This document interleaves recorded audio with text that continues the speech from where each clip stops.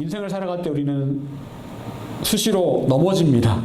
예, 수시로 넘어집니다. 이거는 실제로 그런 현실이죠. 그렇게 넘어지고 싶지 않아도 넘어지는 것이 현실입니다. 왜 아담과 하와는 에덴 동산에서 마귀의 꼬임에 빠져서 죄를 지었을까요? 그것은 바로 인간의 마음이 연약하기 때문에 그렇습니다. 우리 마음은 약합니다. 우리 마음은 어떤 날에는 기쁘고 어떤 날에는 굉장히 또 슬프고 낙심이 될 때가 있습니다. 상황이 별로 바뀐 것도 아닌데 그냥 마음이 기분이 이렇게 수시로 바뀔 수 있다는 겁니다. 우리 마음은 내가 어찌할 수 없는 방향으로 흘러가는 경우가 참 많이 있습니다. 제가 요즘 병원을 다니다 보니까 이렇게 이제 밥을 먹고 나서 이렇게 병원을 이렇게 도는데 돌다 보면 이 정신과 쪽을 지나갑니다. 정신과 쪽을 지나가다 보면 사람이 그렇게 많습니다. 정신과 사람이 진짜 많아요. 예. 그걸 보면서 야, 요즘 사람들이 이 정신과 약을 먹는 사람들이 굉장히 많구나. 이걸 제가 알 수 있게 되는데 그만큼 사람들이 뭐 우울증, 공황장애 이런 게 굉장히 많다는 것을 알 수가 있습니다. 여러분 예전에는요, 이 우울증, 공황장애 같은 것들이 별로 없었습니다. 그런데 요즘은 그런 증상들이 굉장히 많은 것 같아요. 그만큼 사람들의 마음이 다치고 있다는 겁니다. 마음의 상처를 받고 있고 다치고 있다는 거죠. 오늘 잠언 4장 23절은 이렇게 말씀하고 있습니다. 무릇 지킬 만한 것보다 더욱 내 마음을 지키라. 생명의 근원이 이에서 나위니라. 무릇 지킬 만한 것 가운데 마음을 지키라 라고 말씀을 하고 있습니다. 여러분 왜 그렇습니까? 마음에서 뭐가 나온다고요? 생명의 근원이 이 마음에서 나오기 때문에 마음을 지켜야 된다라고 말씀을 하고 있습니다. 이 말씀은 결국 많은 사람들이 자신의 마음을 지키지 못해서 생명의 근원을 얻지 못하고 겨우겨우 숨만 쉬며 살아가고 있다는 겁니다. 여러분 숨만 쉬며 살아간다고 이게 사는 게 아니죠. 생명이 있어야 진짜로 살아가는 겁니다. 그런데 많은 사람들 마음 가운데는 생명이 없습니다. 여러분 그런데 비단 예수 믿지 않는 사람만 생명이 없는 게 아닙니다. 예수 믿는 사람 가운데서도 생명을 품지 못하고 죽음 가운데 살아가는 사람들이 얼마나 많은지 모릅니다. 믿음 생활을 하고 있지만 기쁨도 없고 감사도 없고 그냥 남들처럼 똑같이 살아가는 사람들이 얼마나 많은지 모릅니다. 크리스찬에게는요, 그 안에 생명이 있어야 됩니다. 매일같이 솟아나는 생명의 샘물이 있어야 됩니다. 여러분 그렇게 하기 위해서 무엇보다 중요한 것은 바로 여러분의 마음을 지키는 것입니다. 마음을 지키면 생명이 있습니다. 여러분 성을 뺏는 게 쉬울까요? 성을 지키는 게 쉬울까요? 뺏는 게 쉽습니까? 지키는 게 쉽습니까? 여러분 한 번의 전투를 통해서 성을 뺏는 것은 그렇게 어렵지 않을 수 있습니다. 한번 화력을 집중해서 그 성을 공략하면 이길 수 있습니다. 그런데 문제는 빼앗은 그 성을 끝까지 지켜내는 게 훨씬 더 어렵다라는 거예요. 우리가 한번 은혜 받고 마음을 새롭게 하는 것 어찌 보면 기도하고 열심히 예배하면 가능할 수 있습니다. 그런데 그 은혜 받은 마음을 계속해서 지켜간다라는 것 이건 사실은 굉장히 어려운 일입니다. 늘 은혜 가운데 살아간다는 것 어려운 일입니다. 여러분 다윗은 하나님 마음에 합했던 사람이었습니다. 자, 그런데 그랬던 다윗이 몇 가지 죄를 지었습니다. 그 중에 하나가 바로 밧세바와 간음죄를 짓고 그 남편인 우리아를 죽게 만든 그런 죄였습니다. 여러분 그런데 다윗이 그 죄를 짓던 날 다윗은 어땠을까요? 성경에 보게 되면 다윗이 오후 늦게 일어났다라고 말씀을 하고 있습니다. 그날따라 오후 늦게 일어나서 왕궁 옥상을 거닐다가 목욕하는 밧세바를 보고 밧세바를 데려오라고 해서 간음죄를 지은 거예요. 여러분 오후 늦게 일어났다는 것은 무슨 말입니까? 다윗이 그날 긴장을 풀었다라는 겁니다. 그 당시는 전쟁 중이었습니다. 전쟁 중이었는데 다윗이 왕궁에서 늦잠을 자고 긴장을 풀고 있다가 시험에 들었다라는 거죠. 그리고 그 순간에 그 시험에 든 순간 그는 걷잡을 수 없을 만큼 큰 수렁텅이로 빠져들 수밖에 없었다라는 거죠. 여러분 우리가 영적인 긴장을 늦추게 되면 게으르게 되면 죄의 유혹이 왔을 때 그 죄의 유혹을 주목하게 됩니다. 평소에는요, 그냥 지나갑니다. 풍경으로 바라봅니다. 그냥 죄의 유혹이 있으면 그냥 풍경으로 바라봅니다. 그런데 긴장을 늦추고 게으르면 그 죄의 유혹을 주목을 하게 해서 보게 돼요. 평소에는 시험에 들지 않았던 것인데 긴장이 늦춰지면 그걸 주목해서 보면서 어라? 평소에 못 봤던 저게 있네? 하면서 거기에 빠져든다라는 거예요. 영적으로 게을러지면 그렇게 될 수 있다는 겁니다. 평소와 다른 눈빛이 된다는 거죠.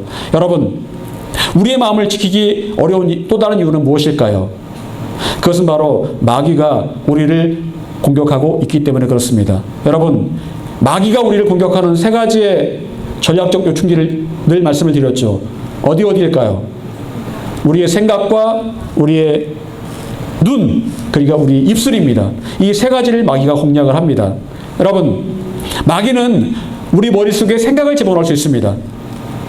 베드로에게는 어떤 생각을 집어넣었을까요? 예수님께서 십자가를 지시지 말라는 그 생각을 집어넣었습니다. 가룟 유다에게는 예수님을 팔라는 생각을 집어넣었습니다. 아나니아와 삽비라에게는 밭을 판 돈의 일부를 감추라는 생각을 집어넣었습니다. 그들 모두는 예수님의 제자였고 교회 집사였고 성도였고 그랬습니다. 그런데 그들 가운데 마귀가 생각을 집어넣었다는 겁니다. 그리고 그 생각에 사로잡혔을 때 그들은 시험에 빠질 수밖에 없었다는 거죠. 마귀는 우리 가운데 생각을 집어넣습니다. 또한 마귀는 우리 입술에 부정적인 말을 집어넣습니다. 비판적인 말을 집어넣습니다. 부정적인 말, 비판적인 말은 우리 자신을 더럽게 만듭니다. 예수님께서는 뭐라고 말씀하셨습니까? 비판하지 말라. 비판하면 그 비판으로 네가 비판을 받을 것이다 라고 말씀하셨습니다. 그런데 우리는 누군가를 비판합니다. 정죄합니다. 아무렇지 않게 그렇게 하고 있다는 거죠. 여러분, 또한 마귀는 우리 눈을 통해 우리를 유혹합니다. 여러분, 세상에서 온 것들 가운데 하나가 무엇입니까? 바로 안목의 정욕이다라고 말씀을 하고 있습니다. 안목의 정욕, 눈으로 보는 것으로부터 정욕이 들어온다라고 말씀을 하고 있어요. 여러분, 요즘 TV를 보면 여행 프로그램, 먹는 프로그램, 보험 프로그램 다 그런 거죠. 먹고 놀러 가고 보험 들고 다 그런 겁니다. 여러분, 그걸 계속 보다 보면 어떨까요? 가고 싶겠죠. 먹고 싶겠죠. 왜? 보다 보면 거기에 빠질 수밖에 없다는 겁니다. 여러분, 우리나라의 케이블 TV 중에서 가장 많은 채널이 뭘까요? 홈쇼핑이에요. 홈쇼핑. 홈쇼핑 채널이 가장 많습니다. 뭐 제가 굳이 말하지 않아도 엄청 많잖아요. 전혀 듣도 보도 못한 채널도 있습니다. 여러분, 그만큼 사람들이 장사가 되니까 그걸 하는 거예요. 보다 보면 저 괜찮은데? 사고 싶은 거예요. 원래는 살 마음이 없었는데 사고 싶은 겁니다. 제가 저번에 말씀드렸잖아요. 원래 캐리어 제가 필요 없었는데 계속 보다 보니 캐리어 샀다고요. 어느 순간인가 캐리어를 하나 사가지고 캐리어를 샀으니까 여행을 가고 싶은 거예요. 예, 캐리어 때문에 여행 가기엔 또 처음이었습니다. 어쨌거나 보다 보니까 사게 되더라고요. 나중에 검색해 보니까 싸게 산 게 아니었어요. 홈쇼핑의 쇼호스트가 이거 진짜 이거 지금 몇 개 안 남았다. 지금 이거는 이 색깔은 품절됐다. 막 그러는 거예요. 그래서 그래? 질렀죠. 그랬더니 웬걸 인터넷 봤더만 아주 널렸더라고요. 훨씬 싸고. 그래가지고 속았구나. 사은품으로 온 것도 별 볼 일 없는 거더라고요.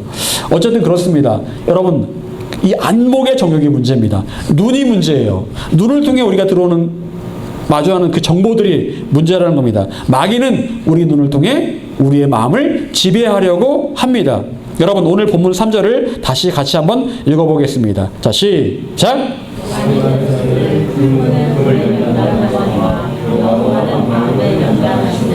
아멘. 여러분, 하나님의 계획은 무엇입니까? 우리의 마음을 연단하시는 것이다. 마음을 연단하는 것이 바로 하나님의 뜻이라는 겁니다. 하나님의 계획이라는 거예요. 여러분, 우리의 마음은 쉽게 넘어집니다. 아침과 저녁의 마음이 다릅니다. 여러분, 그래서 쉽게 넘어지는 이 마음, 쉽게 부패할 수 있는 이 마음을 하나님께서 연단하기를 원하신다는 겁니다. 단련하기를 원하신다는 거예요. 어떠한 시험에도 넘어지지 않도록 강하게 만들기를 원하고 계신다는 겁니다. 여러분, 연단이라는 말이 무슨 말입니까? 연단이란 금속을 두드리고 불에 달구는 걸 말하는 겁니다. 이게 연단이에요. 불순물을 제거하기 위해서 순수한 금속으로 만드는 그 과정이 바로 연단 과정입니다. 철은 철광석에 나오죠. 금은 금광석에서 나옵니다. 연단 과정을 거쳐서 철이 나오고 금이 나온다는 거죠. 연단의 과정은 불에 집어넣고 두드리기 때문에 힘들고 고통스럽고 인내가 필요합니다. 하나님께서는 우리의 마음을 이렇게 때로 힘들게 하시고 고통스럽게 하시고 인내하게 하십니다. 그리고 이런 연단 과정들을 거쳤을 때 불순물이 다 빠져나가고 단단한 마음은 견고한 마음이 될 수 있다는 거예요. 여러분, 예수 믿기 때문에 늘 감사하고 늘 기쁘고 그러십니까? 어떠세요?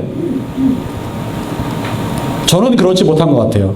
저는 마음이 약해서 그런지 어떤 때는 또 화가 날 때도 있고 어떤 때는 막 마음이 또 막 힘들 때도 있고 우울할 때도 있고 그런 것 같습니다. 예수 믿고 있지만 목사지만 그런 경우가 종종 있습니다. 여러분, 때로는 고통스럽기도 하고 때로는 잠도 오지 않고 화가 나기도 하고 여러분 염려되는 일이 있기도 하고 여러분 그렇습니다. 여러분, 그런데 그런 모든 과정들이 하나님께서 여러분을 연단하시는 그 과정 가운데 있다면 어떻겠습니까? 모든 그 과정들이 하나님께서 나를 연단하시는 그 과정 가운데 있다. 여러분, 그렇다면 그 마음의 연단 과정을 우리는 잘 버티고 견뎌내야 되는 것입니다. 그것이 바로 하나님의 뜻이기 때문에 그렇습니다. 자, 그렇다면 하나님께서는 나의 마음을 연단하심으로 나를 어떻게 변화시키기를 원하고 계실까요? 첫 번째, 겸손한 마음으로 변화시키기를 원하고 계십니다. 겸손한 마음으로 변화시키기를 원하고 계신다. 여러분, 인간의 마음은 기본적으로 교만합니다. 인간의 마음은 기본적으로 교만합니다. 태어날 때부터 겸손한 사람은 아무도 없습니다. 제가 늘 말씀드리잖아요. 여러분, 애기들이 말을 하기 시작하면 뭐라고 말합니까? 뭘 주면 뭐라고 말할까요? 빵 하나 주면 애기가 엄마 먼저 먹어 이렇게 하던가요? 어떻게 하던가요? 내 거야. 내 거. 먼저 자기 입으로 들어가요.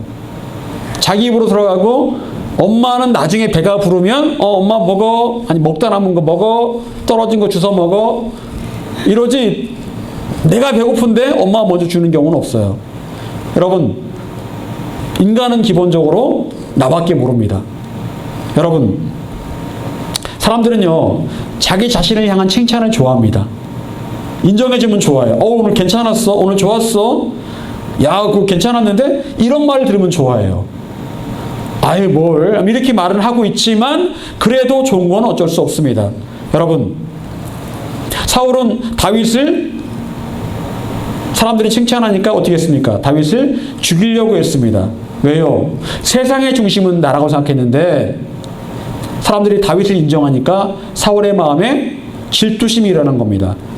사울은 교만한 사람이었습니다. 그런데 그 사울의 교만함이 또한 우리의 교만함이기도 합니다. 여러분, 교만이란 언제 생겨날까요? 교만한 마음이 언제 생겨날까요? 교만은 하나님 대신 자기 자신에게 집중할 때 교만이 생겨납니다. 교만한 사람의 마음의 중심에는 늘 자기 자신이 있습니다. 디모데후서 3장 1절 2절 이렇게 말씀합니다.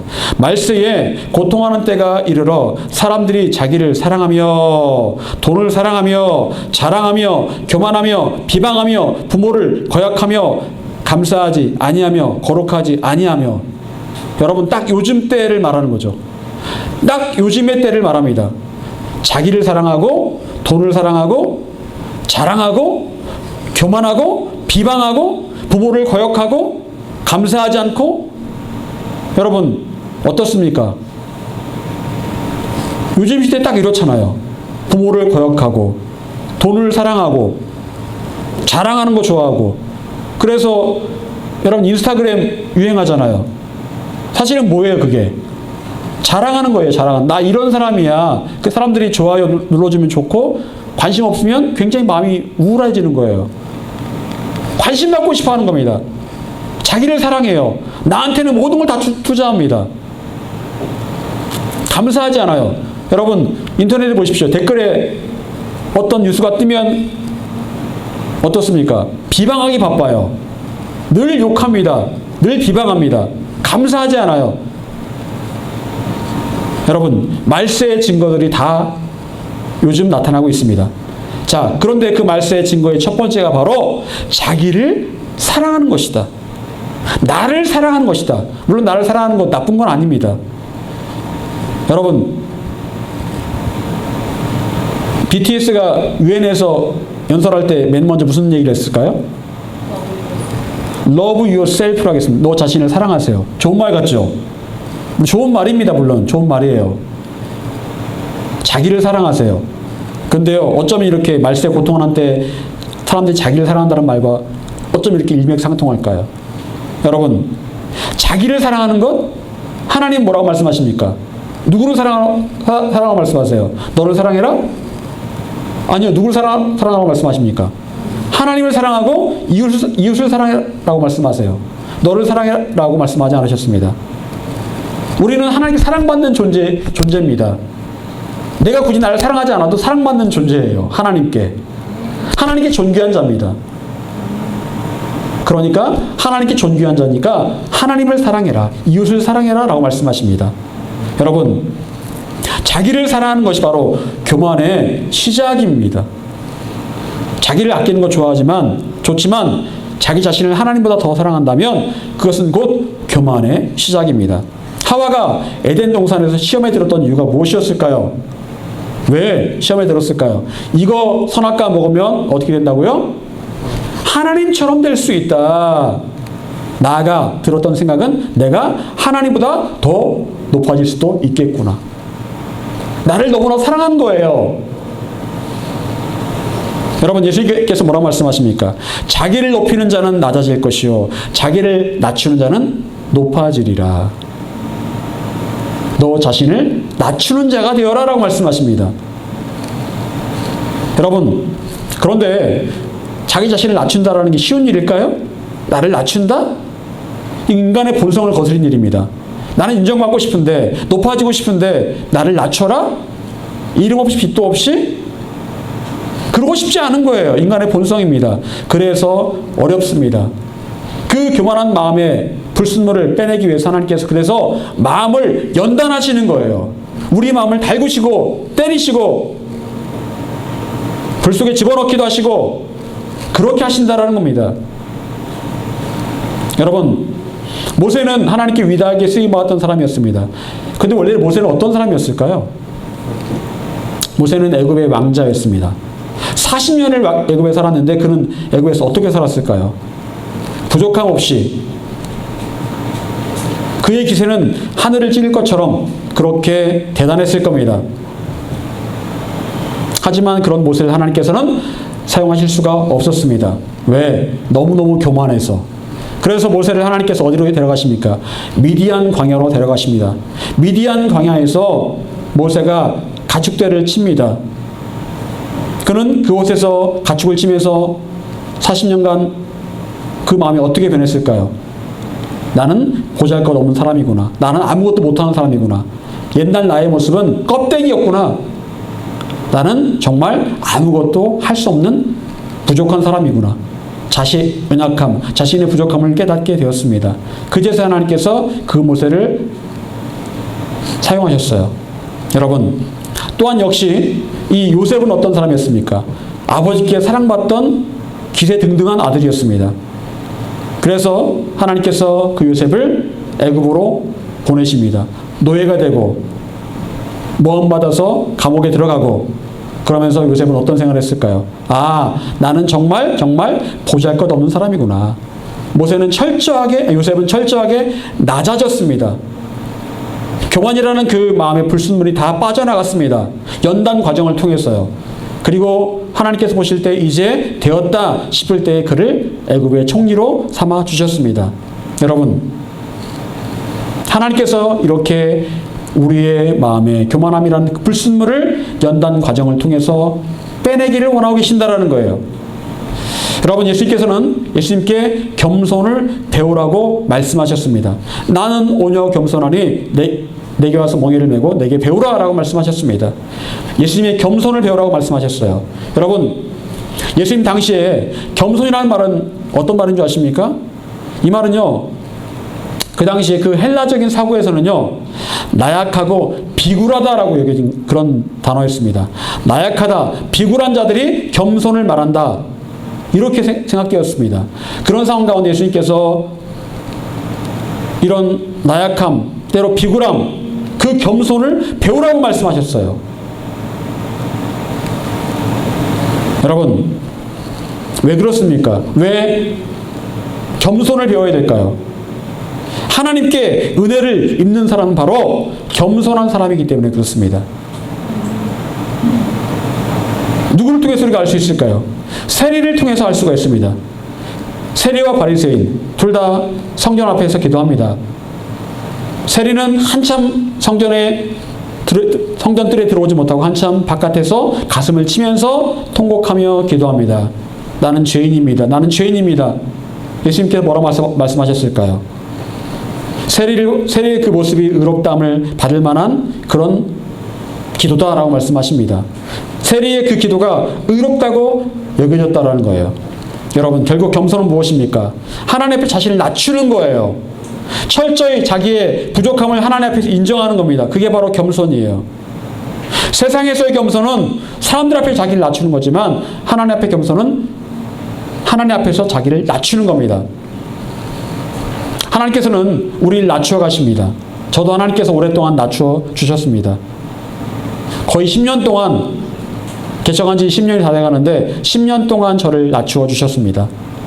옛날엔 다 될 것 같았어요. 뭐든지 될 것 같았습니다. 그런데 그 자신만만했던 그런 마음들이 다 사라지고 낮아졌습니다. 하나님께서 행하셔야 되는 거지 내가 할 수 있는 일은 없다라고 생각하게 되었습니다. 여러분, 나의 계획을 앞세우는 것, 나의 생각을 앞세우는 것, 그것도 교만입니다. 내가 이런 계획대로, 내 생각대로 이렇게 진행을 해야지, 그것도 교만입니다. 하나님께서는 그런 마음까지도 다 내려놓게 하셨습니다. 여러분, 하나님께서는 여러분의 마음에서 교만이라는 불순물이 제거되고 하나님 앞에 여러분이 철저히 낮아질 때까지 여러분의 마음을 연단하실 겁니다. 나의 생각, 나의 계획, 그분 앞에 다 내려놓으시기를 바랍니다. 두 번째로, 오직 하나님만 의지하는 마음으로 변화시켜 가기를 원하고 계십니다. 오직 하나님만 의지하는 마음으로 변화시켜 가기를 원하고 계신다. 여러분 인생의 주인이 하나님이시면 믿으십니까? 오직 하나님의 뜻대로 살기를 원하십니까? 많은 성도들이 이런 질문 앞에 아멘이라고 대답을 할 것입니다. 여러분, 정작 그런데 하나님이 주인 되신 삶이라고 고백을 하면서 내가 주인 된 그런 삶을 살아가는 경우가 얼마나 많습니까? 내가 주인이 되어 있어요. 하나님 주인이십니다라고 고백을 했지만 실제적인 주인은 바로 나인 경우가 얼마나 많은지 모릅니다. 그래서 하나님께 묻지 않습니다. 어떤 결정 앞에 하나님께 묻지를 않아요. 여러분, 여호수아 9장에 보게 되면 기브온 사람들의 이야기가 나옵니다. 이스라엘이 파죽지세로 가나안을 정복해 갈 때 기브온 사람들도 이 이야기를 듣습니다. 그런데 그냥 두었다가는 자신들도 다 이스라엘의 공격을 받고 멸망당할 것 같으니까 꾀를 냅니다. 그래서 오래된 그 빵을 들고 헤어진 옷을 입고 와서 그렇게 말합니다. 먼 곳에서 왔는데 당신들과 화친 조약을 맺고 싶습니다 라고 말합니다. 그때 어떻게 했을까요? 그들과 화친 조약을 맺습니다. 근데 문제는 무엇입니까? 그들이 하나님께 묻지 않았다라는 거예요. 하나님, 어떻게 하면 좋겠습니까? 묻지 않고, 그래? 빵을 보니까 당신들이 먼 곳에서 온 것 같은데, 그래, 화친조약을 맺자. 당신들은 가나안 사람들이 아닌 것 같으니까 화친조약을 맺자라고 합니다. 알고 봤더니 그들이 가나안 사람들이었다라는 거예요. 그런데 하나님께 묻지 않고 화친조약을 맺었기 때문에 어떤 일이 벌어집니까?